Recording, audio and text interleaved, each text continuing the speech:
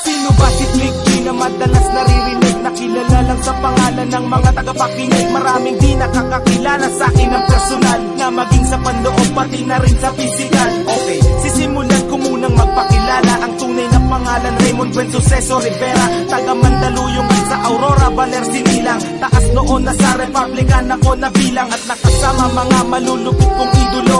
Aking tanging hangarin ay magbigay ng titulo sa mga tinuring ko na aking ikalawang pamilya. Sila ang nagdugtong ng lupa upang makilala ang tao na sa radyo ko lagi pinapakinggan. Tinatawag siyang Denmark, isa ring Vatican. At yan ang kwento ng huling taon ko sa pagkabinata, unang pahina at unang kabanata. Kung di mo pa ako kilala, pakinggan ang awit na to. Sa pagsabay sa himig ko, makikilala mo ako. Samahan mo ng puso ang pakikinig sa aking kanta. Isang tabi ang mga buot at buksan ang mga mata. Kung di mo pa ako kilala, pakinggan ang awit na to. Sa pagsabay sa himig ko, makikilala mo ako. Samahan mo ng puso ang pakikinig sa aking kanta. Isang tabi ang mga buot at buksan ang mga mata. Ako yung taong makasalanan din kung tutuusin. Handa akong isuko ang buhay ko kung tutubusin. Ni Jesus ang aking buhay ay aking tatanggapin, pagkat alam kong mga dyablo sa akin ay tatanggalin. Kung yan lang ang paraan upang malinis ang kaluluwa, hindi ko ikalulungkot at aking ikatutuwa. Ang dami kong kasalanan na hindi pinagbayaran, ang dami kong sinaktan, marami ring pinabayaan. Mga payo ng magulang at kanilang pangangaral, di ko naisip sila dahilan ng aking pag-aaral. Nang dahil sa kanila hindi ako lumaking tanga, masino pang aking ina't masipag ang aking ama.